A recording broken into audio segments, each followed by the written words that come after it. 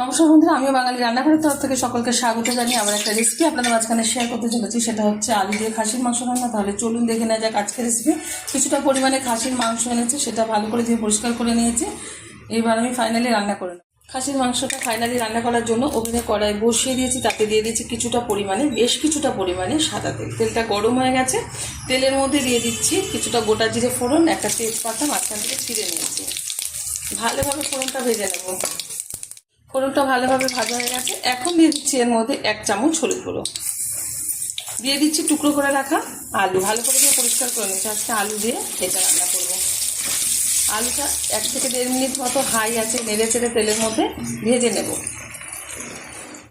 আলুটা কিন্তু 1 থেকে 1.5 মিনিট মতো হাই আছে নেড়ে চেড়ে এই যে ভেজে নিয়েছি। এবার আলুগুলো কিন্তু তুলে নেব। আলুগুলো তুলে নেওয়ার পর এবার দিয়ে দেবো এর মধ্যে থেতো করে রাখা পেঁয়াজ। বেশ কিছুটা পেঁয়াজ আমি শিলনোড়ায় থেতো করে নিয়েছি। এবার আমি পেঁয়াজটা 1.5 থেকে 2 মিনিট মতো হাই আছে ভেজে নেব। খুব বেশি ভাজবো না, কারণ হালকা ভাজার টেস্ট কিন্তু আলাদা আছে। মাছে হালকা যখন পেঁয়াজটা ভাজাবে তার টেস্টটা অসাধারণ আছে। অনেকে আমরা কড়া করে ভেজে নিই, তবে এরকমভাবে একটা ট্রাই করলে ভালো লাগবে। পেঁয়াজটা কিন্তু হালকাভাবে ভাজা হয়ে গেছে। এখন দিয়ে দেবো এর মধ্যে একটা টুকরো করে রাখা টমেটো।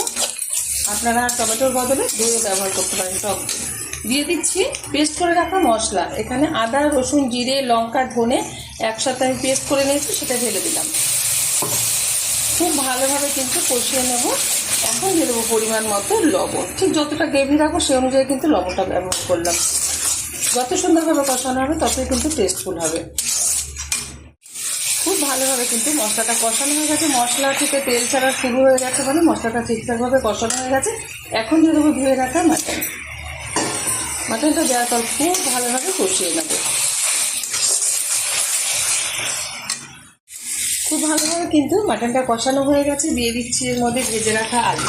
আলুটা দেওয়ার পর একটু নাড়িয়ে নেব। দিয়ে দিচ্ছি খুব সামান্য পরিমাণে একটু জল। এটা আমি প্রেশার কুকারে ঢেলে দিয়ে আমি ঢাকনা আটকিয়ে সিটি দিয়ে নেব 3 থেকে 4টে। তারপর খুলে দেখাবো যে কেমন হচ্ছে মাটন রান্নাটা আজকে। ঢাকনাটা এই যে খুলে দিলাম। কত সুন্দরভাবে কিন্তু কালারটা এসছে, আর মাংসটাও খুব ভালোভাবে হয়ে গেছে। এইবার আমি ঢেলে দেবো একটা পাত্রে। আপনারা অবশ্যই একটা রেসিপি ট্রাই করবেন, আশা করি ভালো লাগবে।